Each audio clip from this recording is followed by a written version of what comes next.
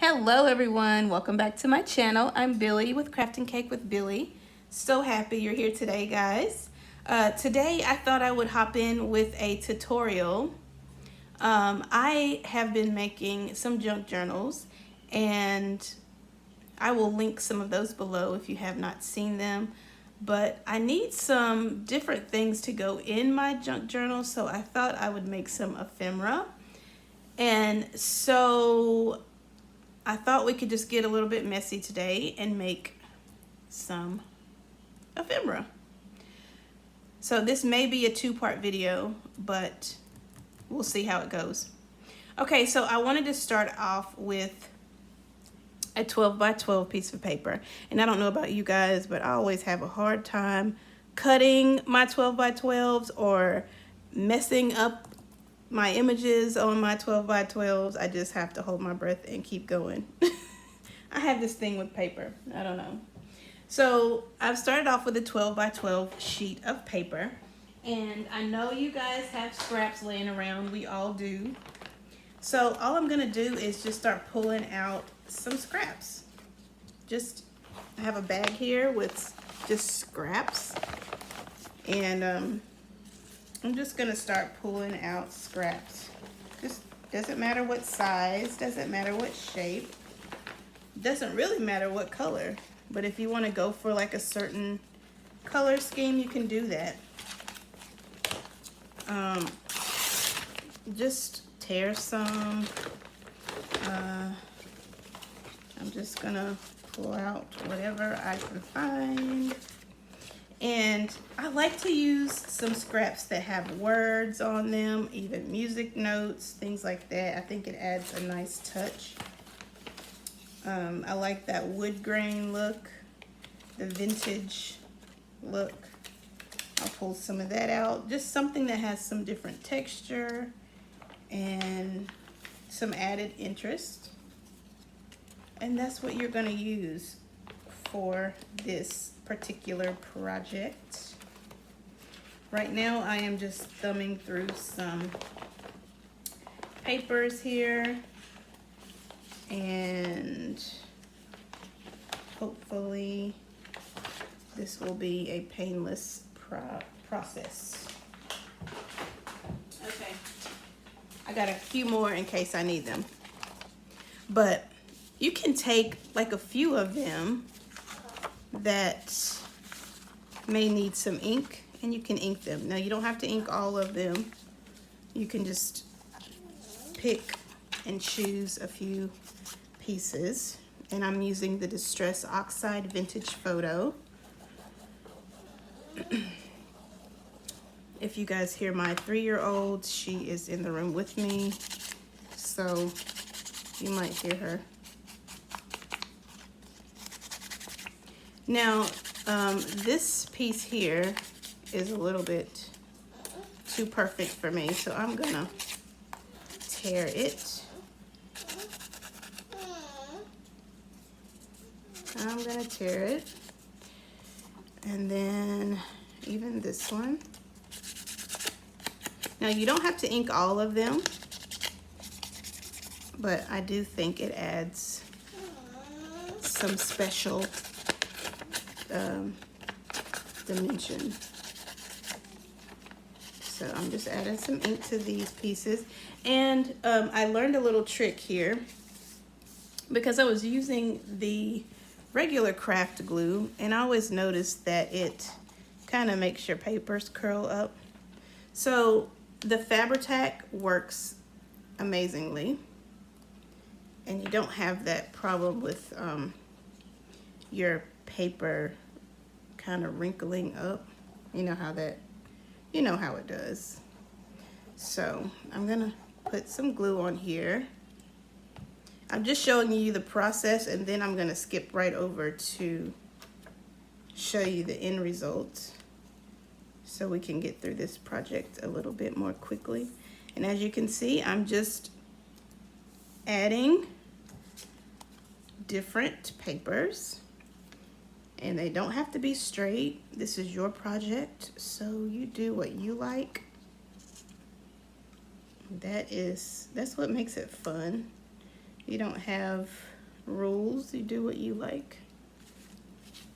I have learned one thing about myself.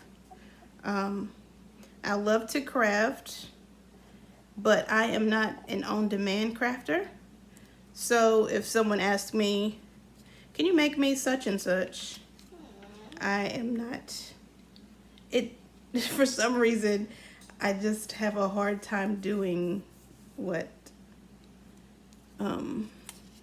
someone else, like if there's like a deadline of a certain craft, I need this craft by a certain time, and it's not something that I am interested in. Like I can do the craft, but it's not really something that is enjoyable for me. Then it takes the fun out of crafting for me. So I have learned that about myself. And crafting is a wonderful hobby, and I like to use it to unwind and kind of, you know, just spend some time with myself and, you know, kind of unwind. So no pressure. I don't like pressure in my crafting. But that's the wonderful thing about crafting. You do what you want. You do what makes you happy. Yeah, so as you can see, all I'm doing is getting scrap papers and just laying them on here in any direction. And trying to fill in some holes. And the wonderful thing about this, you don't really even have to fill in all the holes because it's on paper that's already has patterns on there. So if you miss a spot, it's okay because it's already filled in. Okay.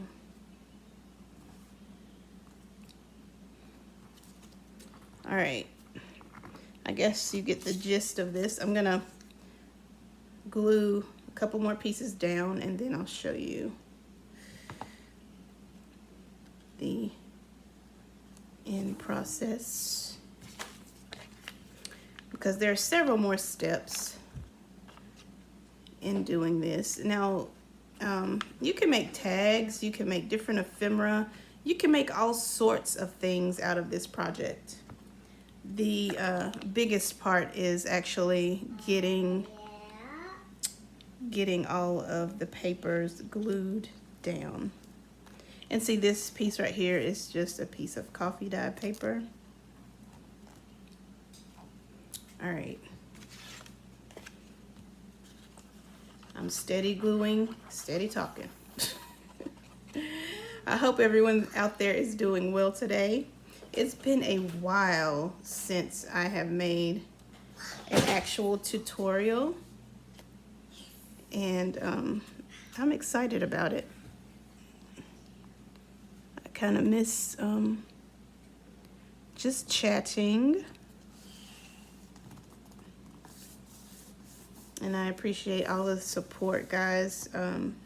Those of you who continue to watch my videos and leave me comments, I do appreciate it. I read them all and I try to respond to everyone. And this is so much fun. All right. You see, there's no rhyme or reason to what I'm doing. I'm just gluing paper down. Here's a piece of, it's coffee dyed yellow paper, but then I put some color on there. So let's just add a pop of color here. That will be fun. Fun, fun, fun.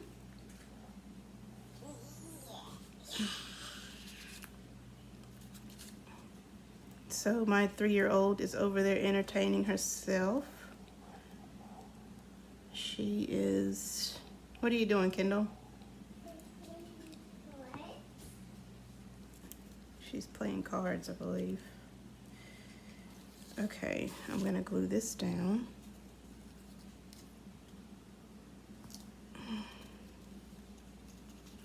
And I'm gonna glue this down. Maybe just cover up this corner. And then we'll get to the fun part.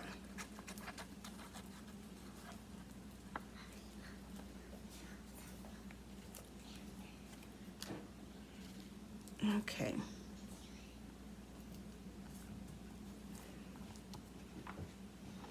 All right. So what's going on in your life?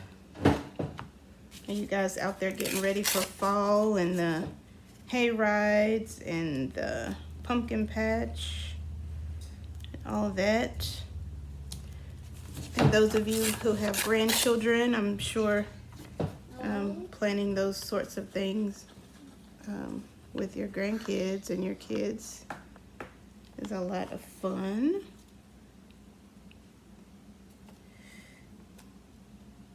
I don't know if that's a southern thing or what, but when it's fall, you go to the pumpkin patch. You pick out a pumpkin and go get some cider. It's almost hot chocolate season. I love hot chocolate. I don't know about you, but there is like a recipe for the homemade hot chocolate, and it's so much better than, you know, like the hot chocolate you get from the packs. It's the kind that you boil on the stove, or you can make it in a crock pot. Thank you. I don't know, I just have a thing about that. You should look up the recipe if you've never tried it. It is simply delicious. It's just so much better than the, what do you call it, Swiss Miss or Nestle or whatever else, you know, the different brands.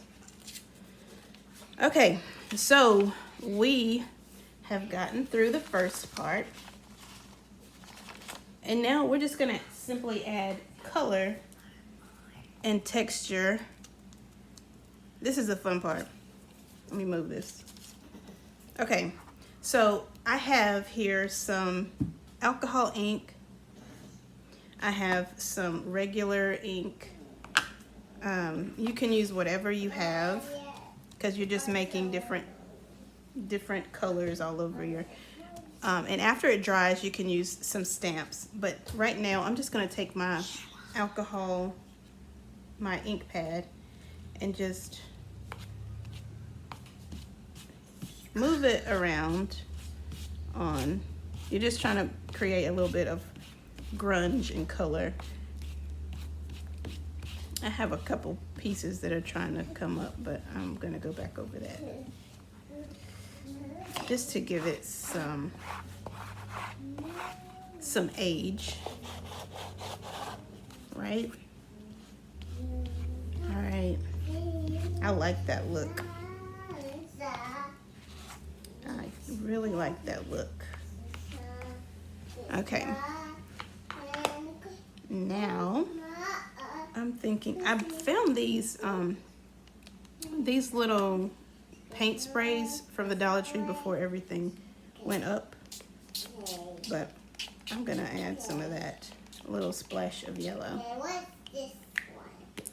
And then I'm just gonna take a paper towel and just kind of move it around a little bit. This is art, so you do you. I like that. And no two pieces will ever look the same. That's what I love about this.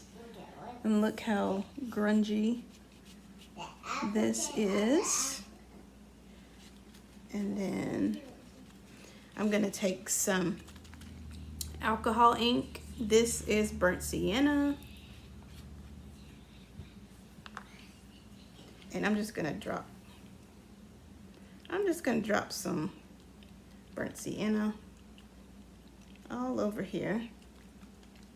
You can use coffee, you could use tea. but you have to brew it kind of strong so that your color is pretty dark. I also have some mint green that I'm gonna do the same thing. Maybe more on this side. Okay. And then I'm gonna add some lilac.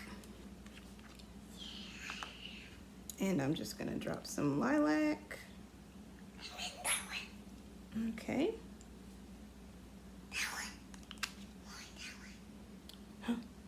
This one? Okay. Kendall says add some more burnt sienna. Okay.